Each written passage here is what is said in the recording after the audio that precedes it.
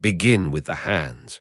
Not the face, not the voice, not the gown that would become her armor for half a century. Begin with the hands. Picture them. The hands of a woman in her late 60s, immaculately manicured, every nail filed to a crimson point, fingers heavy with diamonds that caught the studio lights and threw tiny rainbows across the mixing bowl. Those hands had just assembled a dish worthy of a royal banquet. In a matter of moments, those same hands would dismantle an ordinary woman's dignity before millions of viewers, and in doing so, destroy a career that had taken 4 decades to build. The career was her own. Imagine, if you will, a female Gordon Ramsay, but 30 years before Gordon Ramsay existed. With one critical distinction: Ramsay bellows at trained professionals who have chosen to enter his kitchen. This woman bellowed at housewives, at amateurs, at people who had done nothing wrong except dare to cook a duck with blackberry sauce on national television. She did it on camera. She did it with a smile that could curdle cream at 20 paces. 600 letters of complaint arrived at the BBC within a single week. The Daily Telegraph declared it the most unified eruption of public fury since 1940.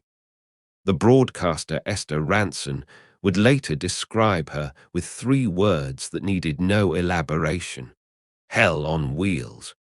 But here is what makes this story far more than a cautionary tale about bad manners on television. At the precise moment when Fanny Cradock sat in judgment upon Gwen Troke's imperfect menu, rolling her eyes, curling her lip, dismissing the woman's lovingly chosen ingredients as too rich and too English, she herself was living a fabrication so elaborate it would have impressed a novelist, which, as it happens, she also was. Her real name was not Fanny Cradock. Her age was a deception. The quiet man standing beside her, meekly handing her a saucer boat, was not her husband, at least not yet. They had been living together without marriage for 35 years, and the BBC knew it, and all of Britain suspected it, and nobody dared say so to her face. She had abandoned 2 sons. She had committed bigamy. She had forged a past, invented an accent, and built an empire on soufflés and deception. And she had the audacity, the magnificent, breathtaking, unforgivable audacity, to sit in judgment of a woman whose only crime was choosing blackberries from a Devon hedgerow. This is not a story about cookery. It never was. This is the story of a woman who declared war on truth, on propriety, on her own history, and on an entire nation, and very nearly won. To understand how she arrived at that studio, how those diamond-laden hands came to wield such terrible power, one must travel back 67 years to a house that smelt of coal dust and desperation. The address was 33 Fairlop Road, Leytonstone, in the county of Essex. The date was the 26th of February, 1909. The child who entered the world that winter morning was given a name that nobody would ever hear on television: Phyllis Pechey. It was registered at the West Ham office, the kind of bureaucratic detail that would have appalled the woman she became, who spent a lifetime erasing every trace of where she had started. Leytonstone in 1909 was not a place that bred television stars. It was the working class east of London. Rows of terraced houses with small front gardens where nothing bloomed, streets that smelt of laundry soap and the gasworks. The Edwardian age was drawing to its gilded close, though the people of Leytonstone had seen precious little of the gilt. In 5 years, a war would begin that would slaughter a generation of young men and leave a surplus of women who would have to learn, very quickly, how to survive without them. Phyllis Sorting Pechey would learn that lesson earlier than most, and more ruthlessly than almost anyone. Her parents were a study in mutual destruction. Archibald Pechey was a man of considerable charm and absolutely no financial judgment.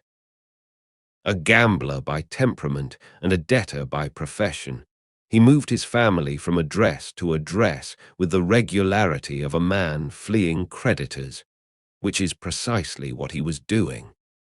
In 1930, he would be formally declared bankrupt, owing £3,500, a sum equivalent to the price of a decent house. He left his daughter two things: an instinct for performance and a conviction that men could not be trusted with money, with promises, or with anything else. Her mother was called Bijou. The name means jewel in French, a detail so exquisitely apt that even a novelist might hesitate to invent it. Bijou Hancock was obsessed with appearances, with social standing, with the idea of respectability, all while possessing none of the means to sustain any of it. She spent what little the family had on maintaining a facade of gentility. She was, by every account that survives, emotionally remote, a woman who understood the price of everything and the warmth of nothing. From Bijou, young Phyllis absorbed two lessons that would shape her entire existence. First, the surface is everything. If you look wealthy, you are wealthy. If you speak as though you belong in a drawing room, then the drawing room belongs to you. Second, love is not a reliable commodity. It must be earned or seized or done without. Bijou did not teach her daughter to cook. She taught her something far more dangerous: how to perform. The family moved constantly. Friends were made and abandoned. Schools were attended briefly, then left behind. What education Phyllis received was patchy, informal, and entirely insufficient for a girl who would one day write more than 40 books. But she was sharp. She watched. She listened. And she remembered, especially the humiliations, especially the hunger, because there was hunger. Not the dramatic, skeletal hunger of Dickensian workhouses, but the grinding, grey, relentless hunger of a family that pretended to be middle class while the cupboards echoed. The kind of hunger that teaches a child that food is not merely sustenance. Food is status. Food is power. Food is the difference between who you are and who you pretend to be. By her teenage years, Phyllis was working. A sewing workshop. Selling cleaning products door to door, trudging through the same East London streets where she had been born, offering bottles of bleach to women whose lives she was desperate to escape. She had no qualifications, no inheritance, no prospects, and no patron. She possessed exactly two assets: her appearance, which was striking, and her fury, which was bottomless. In 1920s Britain, a young woman with no money and no connections had precisely two routes out of poverty. She could die, or she could marry. Phyllis chose marriage. She was 17 years old, and she had no way of knowing that death would arrive alongside it. The 10th of October, 1926, the Isle of Sheppey, Kent, a register office.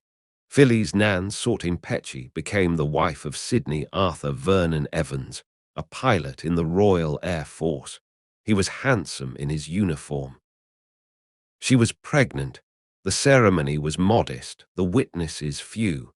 One imagines that Phyllis, not yet Fanny, not yet anyone the world would recognize, allowed herself, for a brief moment, to believe she was saved.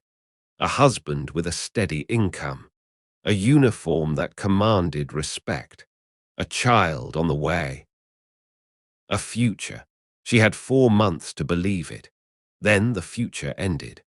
On the 4th of February 1927, Flight officer Sidney Vernon Evans climbed into the cockpit of a Gloucester Grebe, a single-seat biplane used by the RAF for training and aerobatics.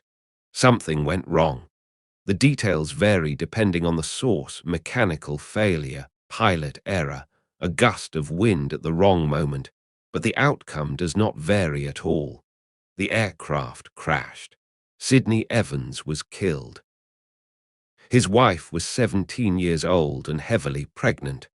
There is no record of how she received the news. No letter survives, no diary entry, no memoir. But everything we know about the woman she became suggests one thing with absolute certainty. She did not weep. Not then. Not later. Not once in all her years of public life did anyone see Fanny Cradock cry. She clenched her jaw, she straightened her spine, and she began to plan. The child arrived in December of that year, a boy. She named him Peter Vernon Evans after his dead father. He was healthy, he was hers, and within months she gave him away. Peter was sent to live with his paternal grandparents, the Evans family, who raised him as their own. The official explanation is straightforward. Phyllis was too young, too poor, too shattered by grief to care for an infant alone. This is true. It is also incomplete, because the question that hangs over this decision, and over an identical decision she would make barely 2 years later, is not whether she could have kept her children. The question is whether she wanted to. Whether the girl from Leytonstone, who had watched her mother fail at warmth and her father fail at everything else, looked at her newborn son and felt not love but terror. The terror of repeating the pattern. The terror of becoming Bijou. Or whether, and this is the hardest possibility, she looked at Peter and saw not a child but an obstacle. A weight that would drag her back to Fairlip Road, back to the sewing workshop, back to selling cleaning products in the rain.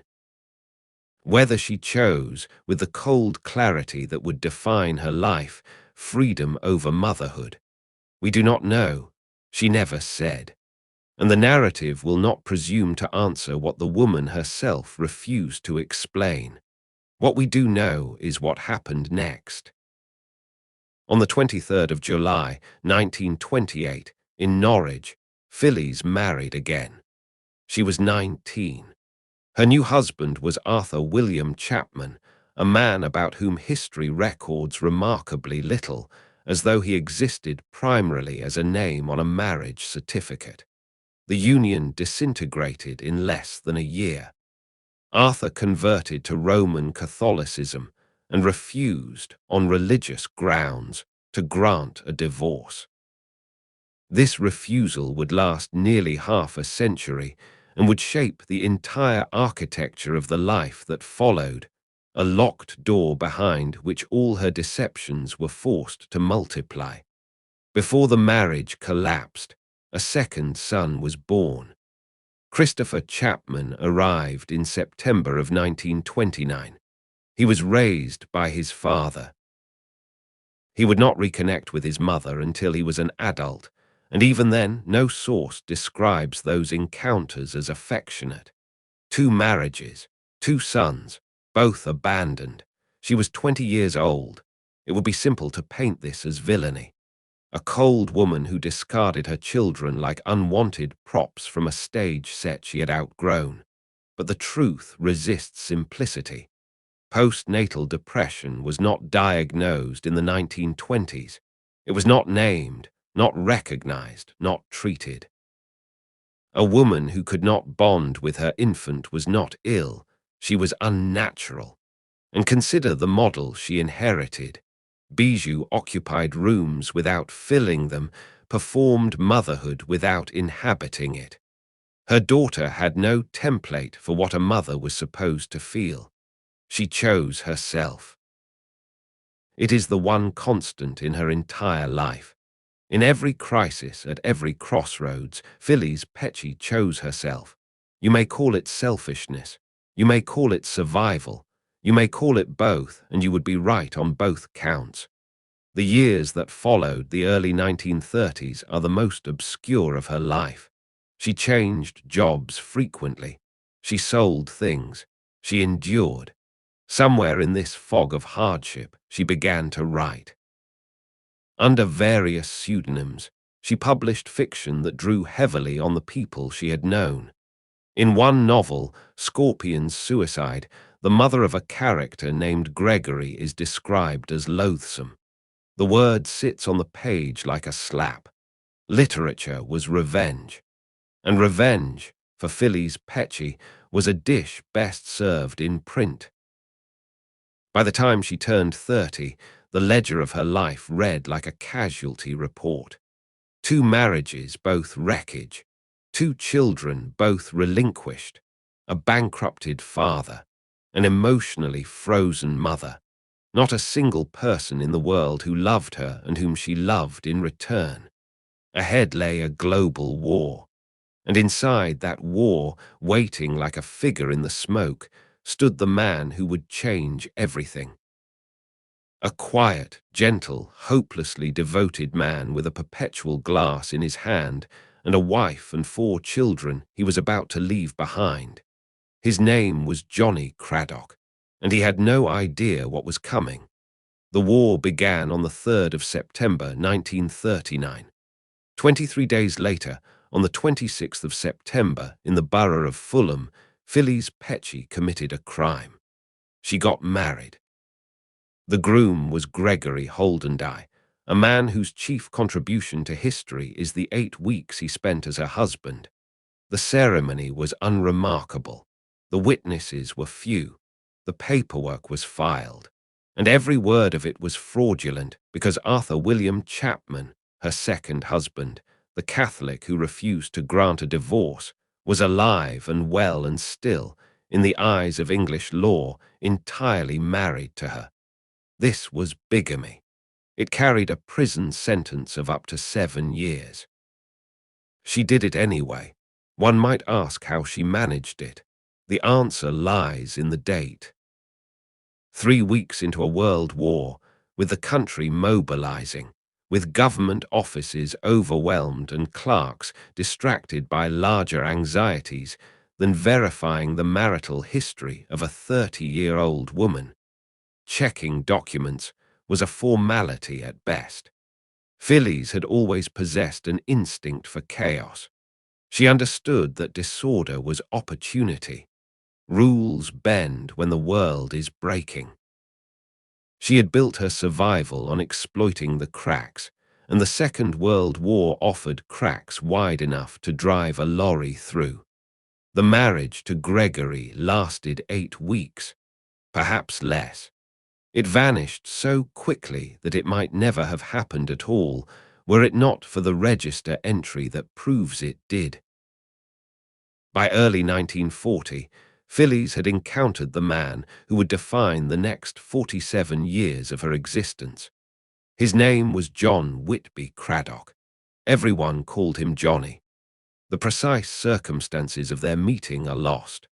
Biographers place it in the chaotic early months of the war, a dinner party, perhaps, or a shared acquaintance, or one of the countless social gatherings that sprang up in wartime London, where strangers became intimate quickly because tomorrow was not guaranteed. What is certain is the effect. Whatever passed between them, a glance, a remark, a recognition of something needed, it ignited a partnership that would last until death. Johnny was everything Phyllis was not. Where she was sharp, he was soft. Where she commanded, he conceded. Where she raged, he smiled. He had a gentle wit, a fondness for drink that may or may not have crossed the line into dependency, and a temperament so agreeable that one suspects he would have apologized to the firing squad for the inconvenience. He was, in the language of modern psychology, an enabler, a man whose yielding nature permitted his partner's dominance to flourish unchecked. Whether this made him saint or accomplice is a question the listener must answer for themselves. He also had a wife. Her name was Ethel. They had 4 children together. Ethel Cradock deserves a moment here, not because the historical record grants her one, but precisely because it does not. She is the woman who vanishes from every account, the name that appears in no cookbook, the face that features in no television program. When Johnny left her, he left a woman alone with 4 young children in the middle of the London Blitz. Bombs falling nightly, ration books and blackout curtains, and a husband who had simply walked away because a more forceful woman had claimed him. We know nothing else about Ethel. She was erased as thoroughly and deliberately as Phyllis erased Leytonstone and Arthur Chapman and the 2 sons she had left behind. In the story of Fanny Cradock, the victims do not get speaking parts. By 1942, Phyllis and Johnny were living together openly, or as openly as an unmarried couple could manage in wartime Britain, where respectability still mattered even as the bombs fell. She could not marry him. Arthur Chapman was alive, Catholic, and immovable. So she did what she always did when reality proved inconvenient. She changed the paperwork. Through a legal instrument called a deed poll, she adopted the surname Cradock. No ceremony, no vows. Just a signature on a form, and overnight, Phyllis Pechey ceased to exist. In her place stood Fanny Cradock, a name that sounded like someone who might appear on television, which was exactly the plan. If she was the fire, then Johnny was the oxygen. Without him, she could not burn.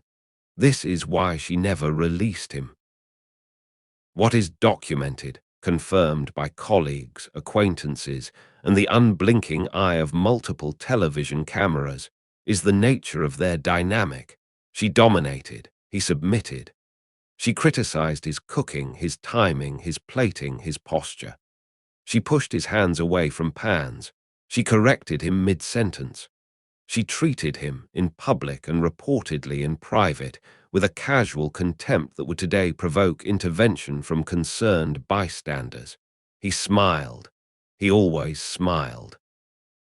The quiet, slightly bewildered smile of a man who has made his peace with a hurricane. In the tabloid press, decades later, it would be suggested that Johnny drank to excess. On screen, he frequently appeared to have enjoyed a preparatory glass, or several. Some viewers believed this was an act, a performance of amiable bumbling designed to contrast with her precision. Others suspected it was entirely genuine. No serious biographer has settled the question.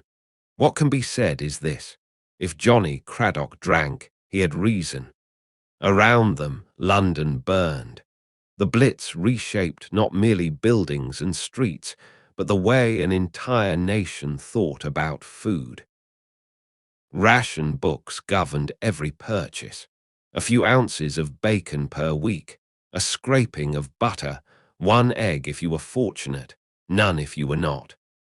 British cooks, already labouring under a cuisine that the rest of Europe regarded as a grim joke, were now expected to produce meals from almost nothing. It was in this landscape that Fanny Cradock's culinary philosophy took root.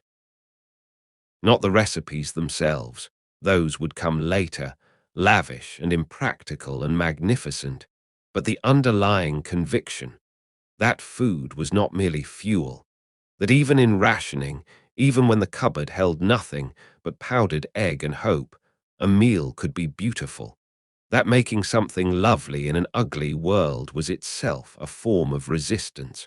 She learnt to make celebration from famine, and she would spend the rest of her life selling that lesson to a nation desperate to buy it. The war ended. The bombs stopped, and Britain emerged into a peace that felt, for many, barely distinguishable from the conflict itself. Rationing did not end in 1945, nor in 46, nor in 47. The last ration books were not retired until 1954. 9 years. 9 years after victory, the nation that had defeated fascism still could not feed itself without government permission.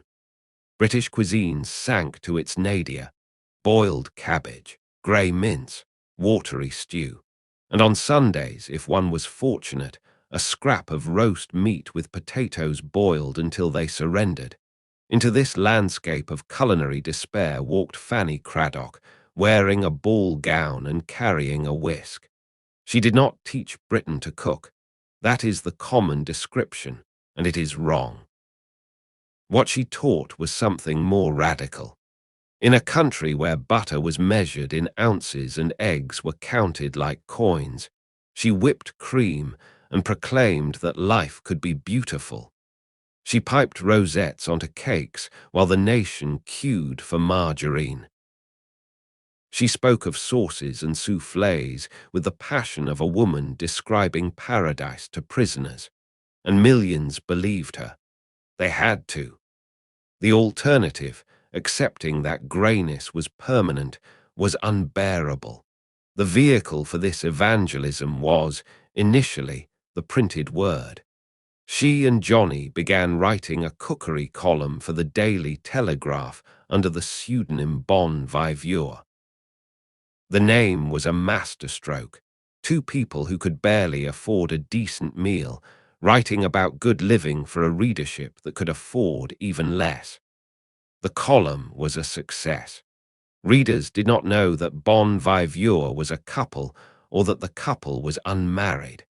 The editors knew both things and said nothing. It was the most British arrangement imaginable, a conspiracy of silence in the service of appearances. But a newspaper column reached thousands.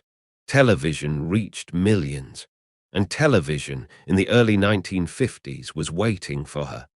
Fanny Cradock arrived on screen as though she had been born there. Her instinct for performance found its perfect medium. She understood something that no cookery writer before her had grasped, that cooking on camera is not about food. It is about personality. It is about theatre. It is about making the viewer feel they are in the presence of someone extraordinary, someone who commands attention, not because of what they are preparing, but because of who they are. And who she was, on screen, was remarkable. The evening gown was the first thing viewers noticed. Nobody, absolutely nobody, had cooked on television in a dress with a plunging neckline. It was absurd. It was magnificent. It was a declaration. This woman refused to be diminished by domesticity. If cooking was women's work, then she would do it dressed for the opera. Full makeup, including false eyelashes that defied the steam from every stockpot, a voice that did not request but commanded, and an accent clipped, precise, vaguely continental, that bore no resemblance whatsoever to the vowels of Leytonstone. The effect was electrifying. She was not warm. She was not comforting. She was a general in taffeta and pearls, and she did not care not one whit whether you liked her. She cared only that you watched. Johnny stood beside her, handing over utensils with the cautious air of a man feeding a tiger. She snapped, he flinched. She corrected, he apologized. She flourished a wooden spoon like a field marshal's baton. He held the mixing bowl and prayed. Her handbag, brandished like a weapon during live demonstrations, became a signature gesture that audiences adored and assistants dreaded. She would swing it for emphasis, set it down on flour-dusted surfaces, and occasionally threaten inanimate objects with it. Everything with Fanny Cradock was theatre. She also had a gift for the brazen falsehood delivered with total conviction.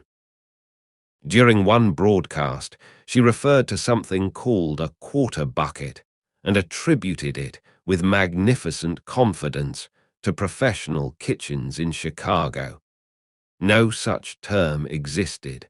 It was a complete fabrication. But she said it with such authority that no viewer, no producer, and no culinary professional dared contradict her. This was her superpower, the ability to make invention sound like established fact. She had been practicing it since Leytonstone.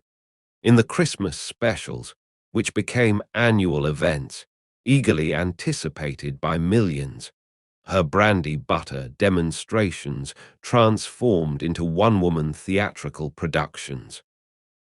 She would commandeer every surface, every instrument, every square inch of the kitchen, while Johnny hovered at the margins with the expression of a man who had long ago accepted that resistance was inadvisable. The audience laughed. Whether either of them intended the comedy remains debatable. The cookery books followed, more than 40 over the course of her career. The recipes were glorious and impossible, demanding ingredients that ordinary housewives could not find, techniques that required training, and equipment that cost more than a week's wages. Nobody minded. The books sold not as instruction manuals, but as catalogues of aspiration. Women bought them for the same reason they bought fashion magazines, not to replicate what they saw, but to dream about it. There was a paradox at the heart of all this. She came from the working class. She had sold cleaning products door to door. She had known genuine hunger. And yet the persona she constructed, the accent, the gown, the disdain for anything ordinary, was an elaborate performance of refinement. She was selling a fantasy of upper-class life to a middle-class audience in a country that was dismantling the very class system that made such fantasies possible. Nobody noticed the contradiction, or if they did, they chose, in the great British tradition, not to mention it. By 1960, Fanny Cradock was the most recognized cookery personality in the country. Her programs drew audiences in the millions. Her books filled shelves. Her name was a household word, or rather, the name she had chosen for herself was. Phyllis Pechey remained buried. Arthur Chapman remained legally married to her. Her 2 sons remained elsewhere. And the woman at the center of it all was balanced on a foundation of fabrications so intricate that even she, perhaps, had lost track of where the performance ended and the person began. She was about to enter the most dazzling and most dangerous 20 years of her life, the years when the applause was loudest, the years when the fractures began to show. The Royal Albert Hall was built for symphonies, for opera, for occasions of national grandeur. It was not built for making omelettes. But in the 1960s, Fanny Cradock stood on its stage, beneath the great domed ceiling, before an audience of thousands, under theatrical lighting that would have flattered a prima donna, and cooked. Not quietly, not modestly. She cooked as though conducting a military campaign, barking instructions at assistants who scurried like infantrymen under fire. The crowd watched in rapture. They had come to see a spectacle, and a spectacle was what they received. No one had done this before her. No one had taken cookery out of the studio and placed it on a concert stage, with lighting rigs and a paying audience who bought tickets as though attending the theatre, because that is precisely what it was. She understood this decades before anyone coined the word foodtainment, decades before celebrity chefs would fill arenas and sign autographs on aprons. She was the prototype from which every modern cookery showman descends, whether they acknowledge it or not. And off stage, in the wings, Johnny waited with the next saucepan. As always, the 60s and early 70s were her zenith. The programs multiplied: kitchen magic, Christmas specials, live demonstrations that drew audiences in the millions. In an era of 3 channels and no recording devices, when families gathered around a single set in the front room, Fanny Cradock entered homes simultaneously across the nation. A guest who had not been invited, could not be ignored, and would not leave until she was ready. In 1972, she appeared on Michael Parkinson's chat show. Parkinson was the preeminent interviewer of the age, accustomed to Hollywood stars and political heavyweights. He raised the subject of her name. In Britain, the word Fanny carries a second meaning: vulgar, anatomical, and deeply unsuitable for polite conversation. Every person in the studio knew it. Every person watching at home knew it. Parkinson raised it with a delicacy that suggested he was handling live explosives, which in a sense he was. She did not flinch. Her posture did not shift. She delivered a remark, something to the effect that at her age, one's name was the very last thing that caused embarrassment, and the audience gasped, then laughed, then applauded. She had taken an ambush and converted it into a triumph, using nothing but timing and nerve. This was her gift. She could walk into a room full of hostile strangers and leave it owning every one of them. But ownership was not the same as affection. And the country she commanded was beginning to change in ways she could not control. Behind the studio lights, the hidden life continued its quiet unraveling. Peter Vernon Evans, her firstborn, the baby she had given to his paternal grandparents in 1927, was by now a working chef. He held a position as sous chef at the Dorchester, one of London's most prestigious hotels. The connection had been arranged by Johnny, a quiet act of care from a man who was not the boy's father, on behalf of a woman who had abdicated motherhood before the boy could walk. Consider the scene.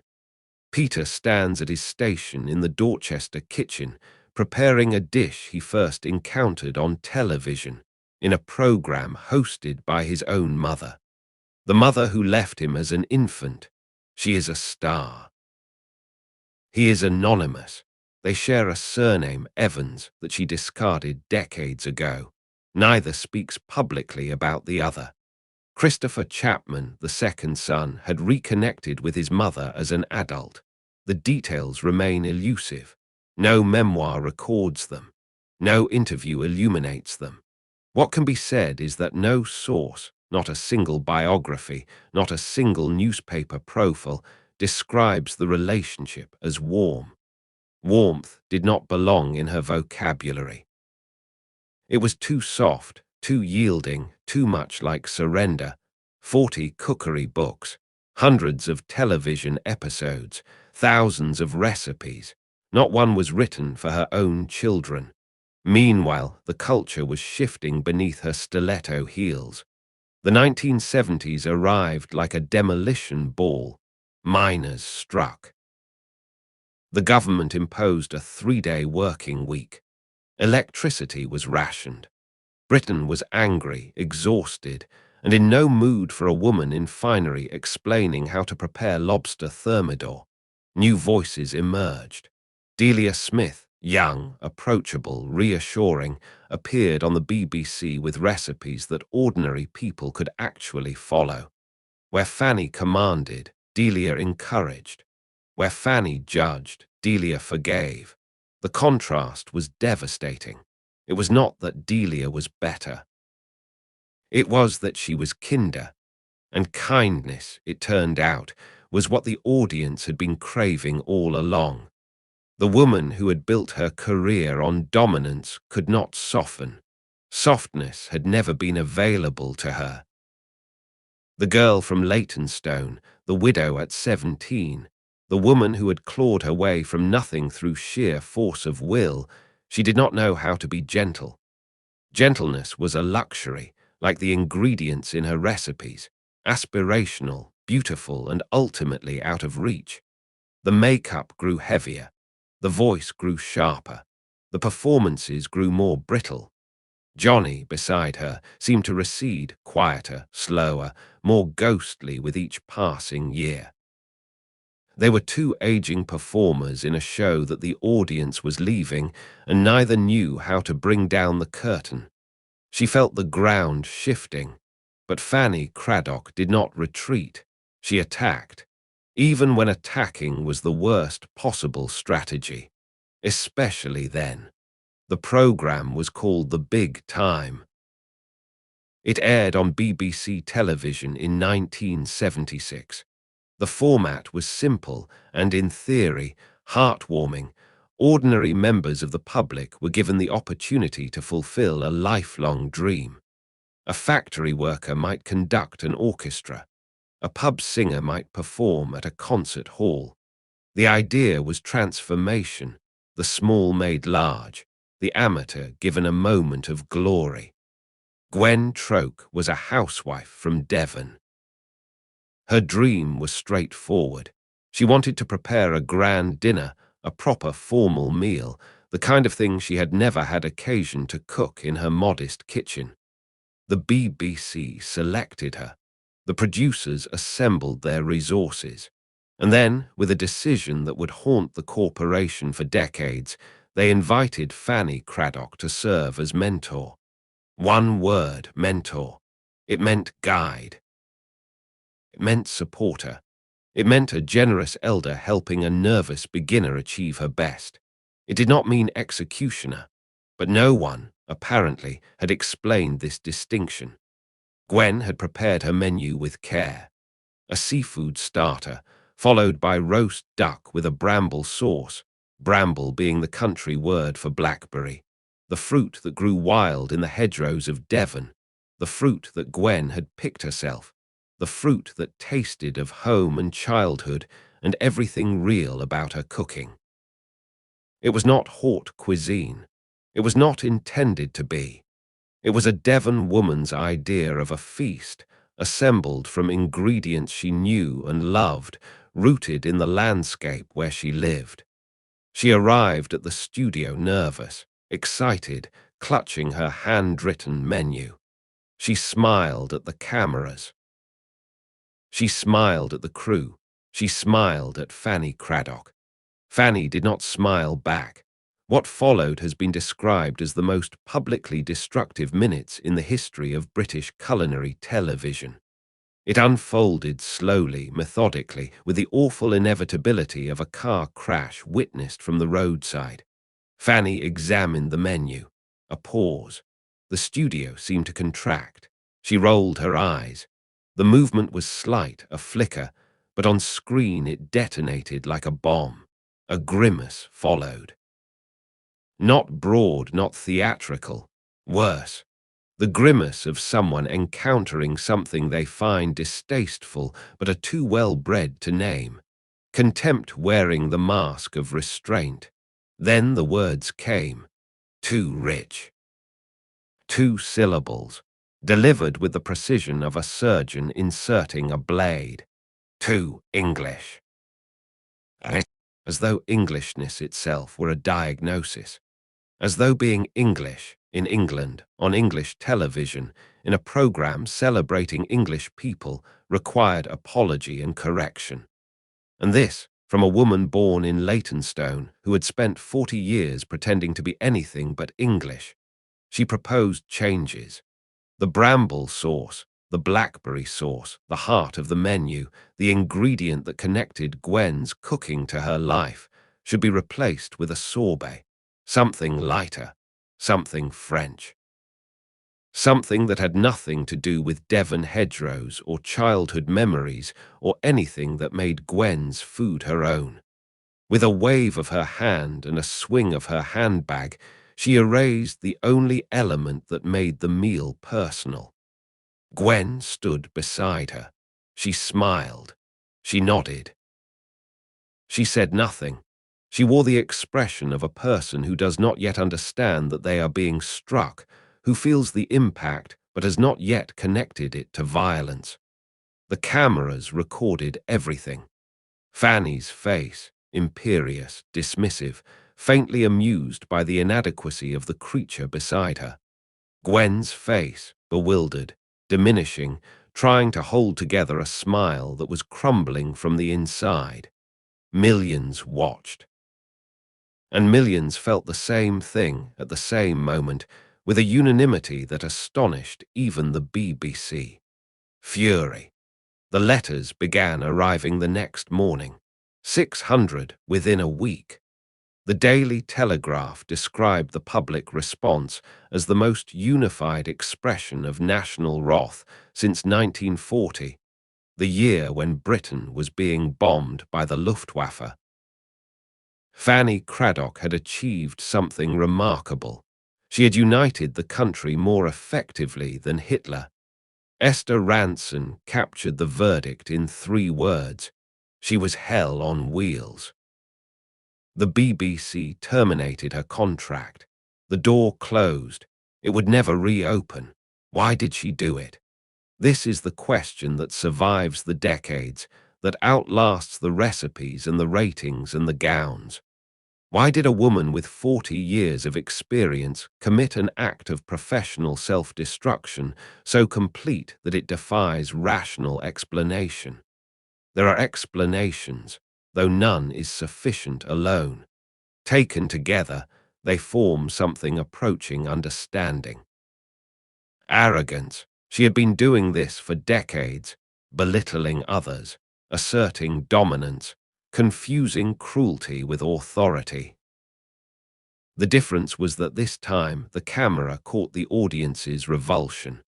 The mirror, look at Gwen Troke, a provincial woman, a home cook, someone without credentials or an invented accent.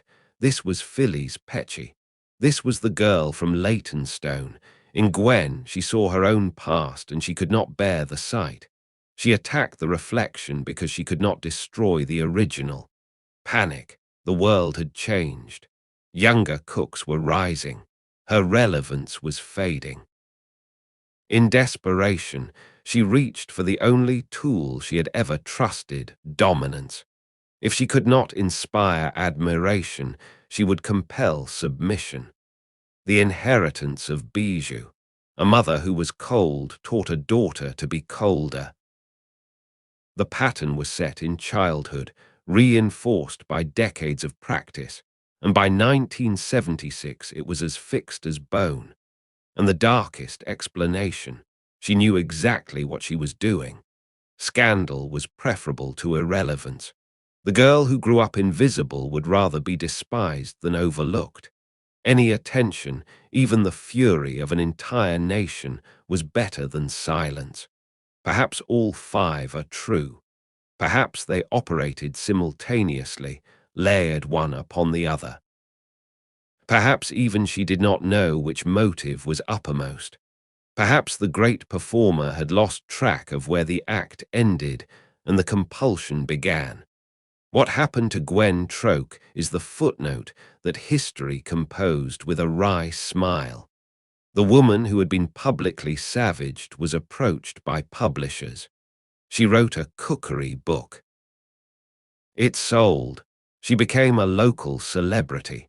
The duck with bramble sauce, the dish dismissed as too English, too unsophisticated, too real, became a symbol of honest cooking. Food without pretension. Food that tasted of the place it came from. Britain voted with its plates, and it voted against Fanny Cradock. She had lost television, permanently. But fate had one more bitter jest in reserve. Within months of her public destruction, she would finally receive the thing she had pursued for 35 years, the thing that, by the time it arrived, would mean almost nothing at all. The 7th of May, 1977. A register office in Surrey, South Western. 2 people stood before a registrar and made their union legal. The bride was 68 years old. She wrote 55 on the form. Her eldest son was 49. If the form were to be believed, she had given birth to him at the age of 6. Fanny Cradock had been telling lies for so long that the act had become reflexive, a muscular habit, no different from breathing or blinking. She lied when it served her purposes. She lied when it served no purpose at all. She lied on a marriage certificate, a legal document, witnessed and stamped and filed, because the truth about her age was simply unacceptable. The arithmetic was not difficult, but arithmetic had never troubled her. Reality was clay, and she was the sculptor. The registrar looked at the woman before him. The form said 55. The face suggested otherwise. But who would challenge Fanny Cradock? Nobody ever had. Nobody did now. 35 years. That is how long she and Johnny had lived as man and wife without being man and wife. 35 years of shared kitchens and shared cameras and shared fabrications, all without the piece of paper that would have made them respectable in the eyes of the society whose approval she so desperately craved. The BBC had known. The press had known. The neighbours had known. And everybody had participated in the great British tradition of knowing something and pretending not to. The obstacle had been Arthur William Chapman, her second husband, the Catholic who would not divorce. He had blocked the door for nearly half a century, not through malice but through faith. His church taught that marriage was indissoluble. He believed his church. And so the woman who believed in nothing except her own will was forced to wait. The mechanism by which the marriage became possible remains unclear. Arthur Chapman died in 1978, a year after the wedding, not before it. Some sources suggest a divorce was finally obtained. Others propose a legal annulment on grounds that remain undocumented. The trail is cold. What is certain is the date, the place, and the remarkable fact that a woman who had lived as Mrs. Cradock for 3.5 decades was only now becoming Mrs. Cradock in law. One might expect this moment to have carried tenderness. Some acknowledgement of the extraordinary patience Johnny had demonstrated, leaving his wife Ethel, abandoning 4 children, surrendering his name and his independence, all for a woman who repaid him with public ridicule and private domination. One might expect a decent bottle of champagne. The record is silent. No account of the ceremony survives beyond the bureaucratic details. No photographs have been published. It appears to have been conducted with the minimum of ceremony, a transaction, not a celebration, as though both parties understood that the paper was arriving decades too late to mean what it should have meant. What did the marriage mean to Johnny? The question has no answer because Johnny left no answer behind. He gave no solo interviews. He wrote no memoir. In every surviving recording, every photograph, every newspaper clipping, he appears beside Fanny, beside, behind, beneath, but never alone. His life, as far as the record is concerned, existed only in relation to hers. He was the moon, visible only by reflected light. But one fact speaks with a volume that compensates for his silence. He waited 35 years. He endured public humiliation on camera. He accepted the role of subordinate, of the man who hands over the saucer boat and receives nothing in return except criticism. He stayed when leaving would have been simple. Either this was the most profound devotion of the 20th century or the most complete surrender. Perhaps, for Johnny Cradock, the two were the same thing. Outside the register office, Britain was convulsing through another transformation. 1977 was the year of the Queen's Silver Jubilee, street parties and bunting, and declarations of loyalty to the old order. It was also the year the Sex Pistols released God Save the Queen and spat in the face of everything the bunting represented. The woman in the evening gown, with her continental airs and her insistence on formality, belonged entirely to the old Britain. And the old Britain, whether it knew it or not, was dying. She had obtained the surname she had carried for 35 years without entitlement. But those for whom a surname matters, children, family, an adoring public, had already departed. All that remained was time. And time is not kind to those who have spent a lifetime pretending it does not pass. The years after the BBC dismissal possessed no drama. That is perhaps the cruelest thing about them. There was no second act, no redemption, no triumphant comeback. There was only a slow, relentless diminishment, like watching a grand building lose its roof tiles, one by one, until the rain gets in and the floors begin to rot. She tried. Cookery books continued to appear, though the print runs shrank and the reviews grew sparse. She could still write well, the prose remained sharp, the opinions fierce, the recipes ambitious. But ambition without an audience is merely stubbornness, and stubbornness without power is merely pathos. Live demonstrations continued for a time. She would arrive at a venue, a town hall, a department store, a regional theatre, and set up her equipment and perform. The audiences were smaller now, greyer, older. They were the faithful remnants of a congregation whose church had been demolished, gathering in the ruins out of habit and loyalty. She gave them everything she had, the gown, the makeup, the imperious voice. But the energy that had once filled the Royal Albert Hall now echoed in half-empty rooms, an actress performing to a darkened theatre. The lines perfect, the costume immaculate, the auditorium empty, and no stage manager to call the final curtain. The newspaper columns thinned. Editors who had once competed for her byline now returned calls late or not at all. Younger food writers occupied the space she had created.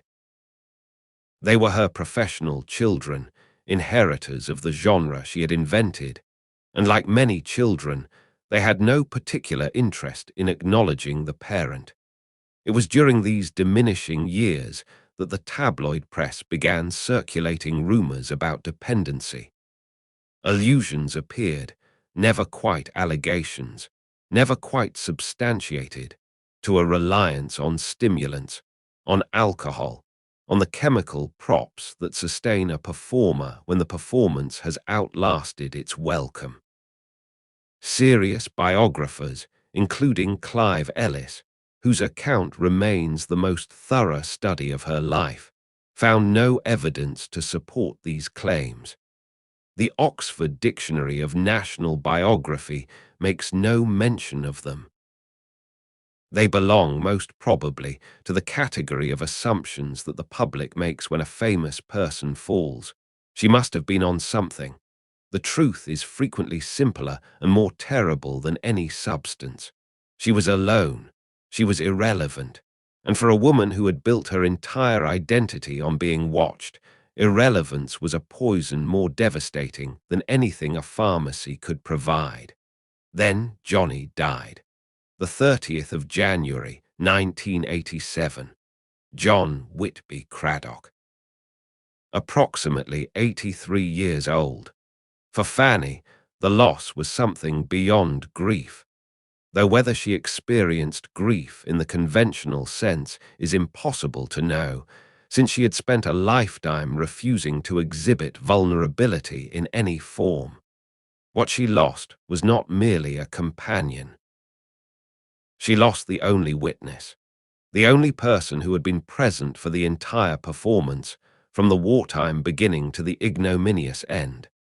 The only human being who knew Phyllis Pechey and Fanny Cradock and every iteration in between, and who had chosen, inexplicably, magnificently, perhaps catastrophically, to stay. For 47 years, his presence had been the constant. Not his approval, she did not require approval. Not his skill, she did not respect his skill.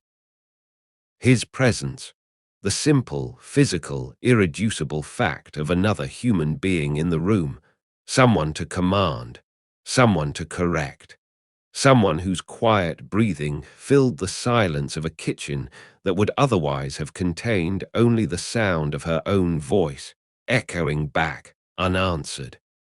Now the kitchen was empty. The saucer boat sat on the shelf, unclaimed. For the first time in nearly half a century, she occupied a room that contained no one but herself. The audience of one, the only audience that had never walked out, was gone. 7 years remained. They were the quietest of her life.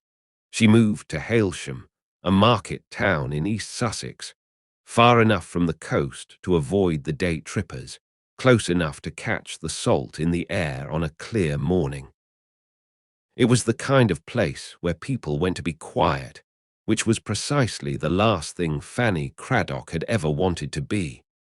Her health deteriorated.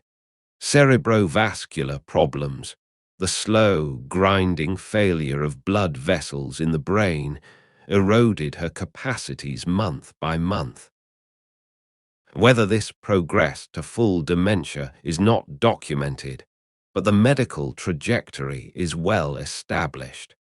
The condition typically leads to cognitive decline, to confusion, to the gradual dissolution of the self. For a woman who had spent 70 years constructing and reconstructing her identity, who had been Phyllis, then Evans, then Chapman, then Holdendye, then Cradock, each name a fortress built upon the ruins of the last. The prospect of losing the self entirely carries a cruelty that borders on poetry. She ended her days in Ersham House Nursing Home, in Hailsham, a care home. A place of linoleum floors and institutional meals, and the faint, inescapable smell of boiled vegetables. The very cuisine she had spent a lifetime teaching Britain to transcend. The silence that settled over such buildings was the particular silence of people waiting, without urgency, for something that cannot be hurried. Contact with her sons was minimal, perhaps non-existent. No source records visits from Peter or Christopher in those final years. No letters, no telephone calls, no communication of any kind. The 2 boys she had left behind, one in 1927, one in 1929, had grown into men, lived their lives, and arrived at their own accommodations with the fact of their mother's absence. Whether those accommodations included forgiveness is unknown. There is a parallel here that demands acknowledgement. Bijou Hancock, the mother named Jewel, the woman who performed motherhood without inhabiting it, had spent her own final years in similar obscurity. Emotionally remote in life, physically remote in age. The daughter who had inherited her coldness, her obsession with surfaces, her inability to connect with her own children, now replicated her ending with a precision that suggests not coincidence but heredity. There are recipes that pass from generation to generation. Apple pie, Christmas pudding, Sunday roast. But there are other recipes, invisible ones, written not in ink but in the language of absence, that pass down just as faithfully. The recipe for emotional withdrawal. The recipe for cruelty dressed as strength. The recipe for solitude presented as independence. Fanny inherited these from Bijou, and she reproduced them without error. The 27th of December, 1994, 2 days after Christmas, the holiday she had prepared 1,000 times on screen with turkeys and brandy butter and crackers and theatrical abundance, had passed without ceremony. In the kitchen at Ersham House, someone served something simple that evening: soup, bread, tea with milk, nothing she would have approved of. Nothing that met her standards or her expectations or her furious insistence that food must be an event. There was no audience. She died of cerebrovascular atherosclerosis following a stroke. She was 85 years old. The cremation took place at Langley Crematorium. Quietly. No national honours. No procession of mourners. No television cameras, which would have struck her had she been conscious of it as the final and most devastating insult. She had lived for the lens. She had performed for it. She had destroyed herself before it, and it did not come to see her off. The silence that followed lasted a decade. It was, perhaps, the only silence she had ever been unable to fill. For 10 years after her death, the name Fanny Cradock existed in a curious limbo, not quite forgotten, not quite remembered, suspended in the amber of cultural memory like an insect that nobody could identify but nobody wished to discard. The cookery books gathered dust in charity shops. The television recordings sat in BBC archives, uncatalogued and unwatched. A generation raised on Delia Smith and Nigella Lawson had no reason to look backwards. Then came the internet. And the internet, as it does with all things buried, dug her up. Somewhere around 2005, fragments of her old programs began appearing on YouTube. Short clips, grainy and poorly digitized, uploaded by anonymous enthusiasts who remembered watching her as children. The clips spread. They were shared on forums, embedded in blog posts, passed from inbox to inbox with subject lines that read, "You will not believe this is real." The reaction was immediate, visceral, and almost uniform: disbelief, delight, horror, and an irresistible compulsion to watch more. Here was a woman in a full-length gown, diamonds at her throat, false eyelashes battling the steam from a stockpot, preparing an omelette with the expression of a Roman empress passing judgment on a gladiator. Here was her companion, hovering at the edge of the frame, offering a spatula with the caution of a man presenting a bone to an unpredictable dog. Here was a clip in which she slapped his hand away from a pan with a crack that made the microphone flinch. Here was another in which she delivered a withering verdict on some culinary technique with an accent so magnificently fraudulent that it seemed to contain 3 different countries, none of them England. On TikTok, where attention spans are measured in heartbeats, her clips thrived. They were perfect for the format: short, shocking, endlessly rewatchable. Young people who had never heard her name found themselves transfixed by a woman who appeared to have been beamed in from another dimension. A dimension where cooking was combat, hospitality was warfare, and a slightly underdone soufflé was grounds for summary execution. She became what the cultural world calls a camp icon, a figure whose extravagance is so total, so sincere, so magnificently excessive that it transcends its original intent and becomes something between art and absurdity. Camp finds beauty in exaggeration and profundity in the superficial.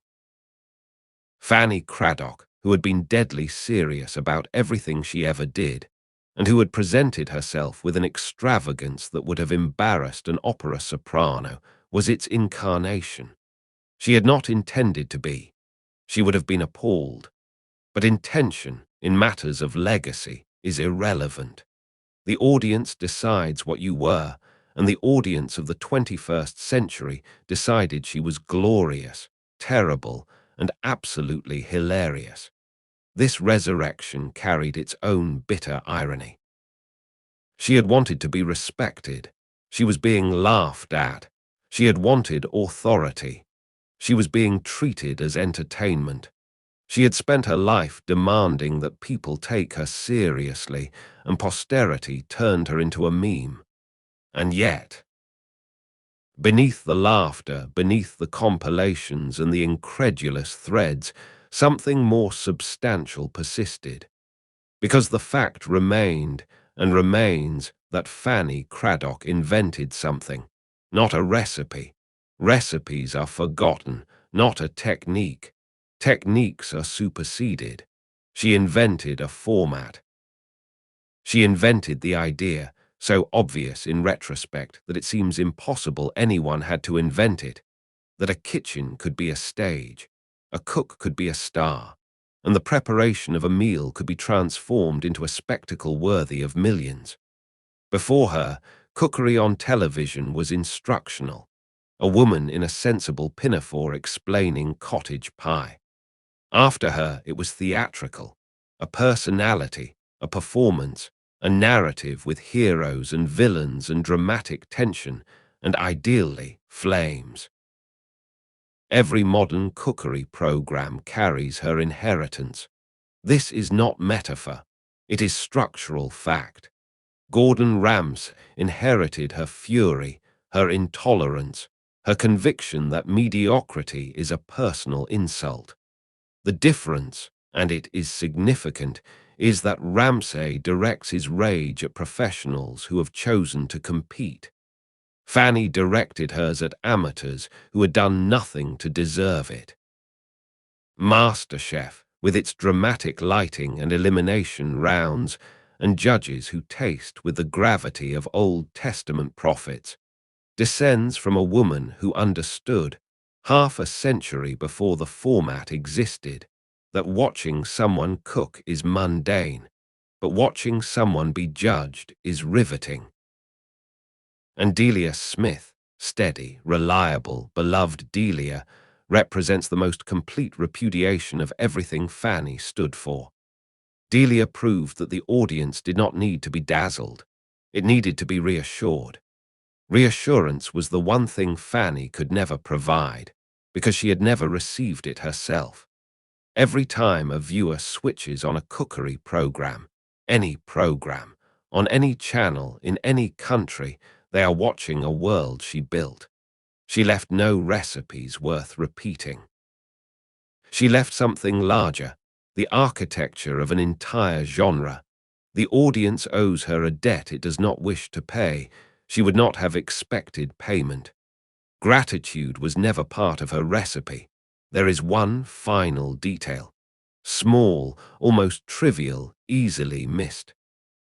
But it carries a weight that exceeds its size, the way a single wrong note can undermine an entire symphony.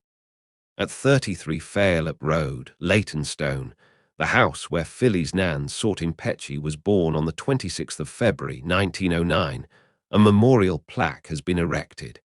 It commemorates the birthplace of the woman who became Fanny Cradock, pioneer of television cookery, author of more than 40 books, a figure whose influence shaped an industry.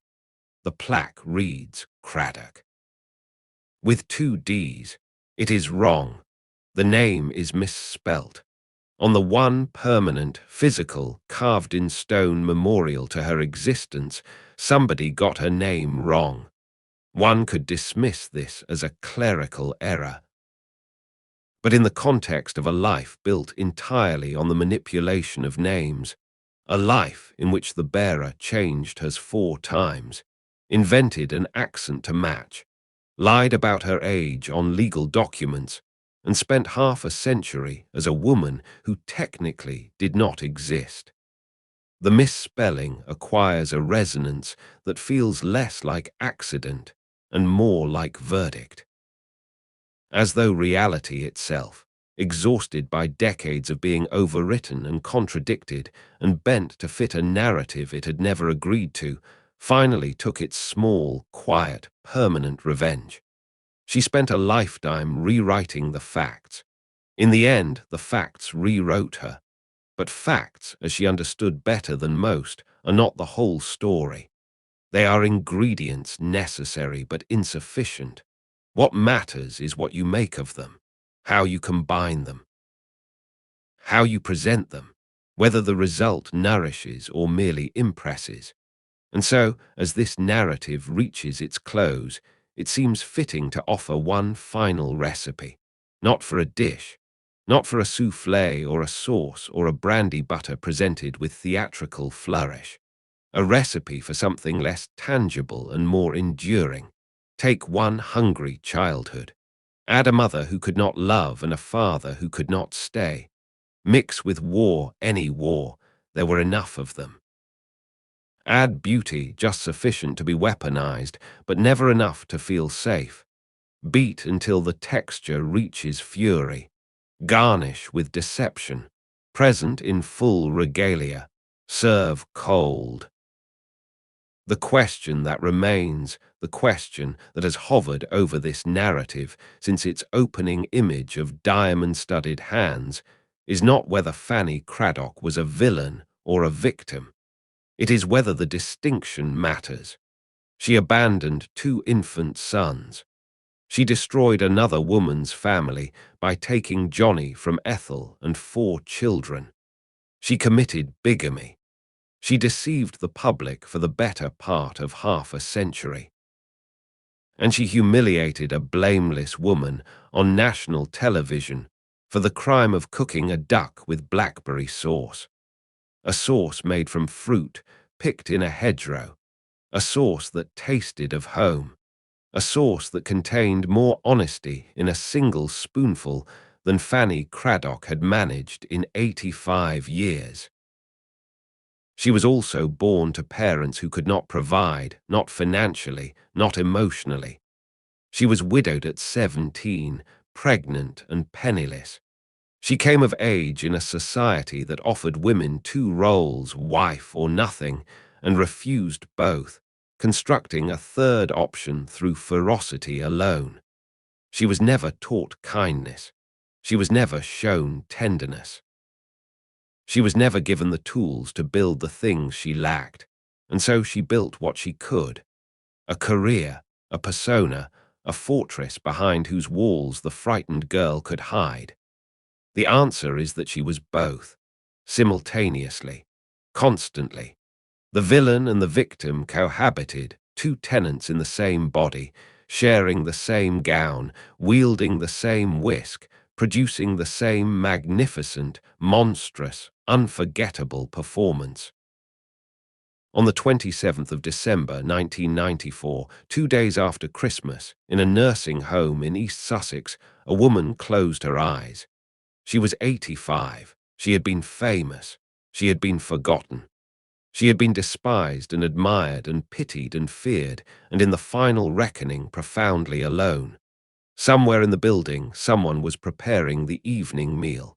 Soup, bread, a cup of tea with milk, nothing elaborate, nothing French. Nothing requiring an audience or a man standing nervously by with a saucer boat. Just food. Simple, ordinary, unperformed food. The kind she had spent a lifetime teaching Britain to transcend, and that Britain, in its quiet, stubborn, blackberry-picking way, had never entirely abandoned. Somewhere, perhaps, in the diminishing corridors of her consciousness, if consciousness remained, if the blood vessels that were failing had not yet extinguished the last flicker, an image stirred. Not the Royal Albert Hall, not the BBC studio, not the millions of viewers or the 600 letters of complaint. Something smaller, something older. A kitchen, the smell of something roasting, the skin crisping in the heat, warmth that had nothing to do with temperature. And a face, a young man's face, smiling, unguarded, holding out a saucer boat as though it were a gift, as though the simple act of handing someone a vessel of warm sauce were the most natural expression of devotion in the world. Johnny, young Johnny. Before the cameras, before the cruelty, before the decades of performance ground them both to powder. Johnny smiling, Johnny staying, Johnny handing her things, always handing her things, never asking for anything in return except the privilege of remaining in the room. We do not know if she thought of him. We do not know if she thought of anything at all. She left no diary. She recorded no final words. She offered no apology to her sons, to Ethel, to Gwen Troke, to any of those she had wounded in her long and furious passage through the world. She simply left, as she had always left, in silence, with her chin raised and her gaze fixed forward, not once looking back.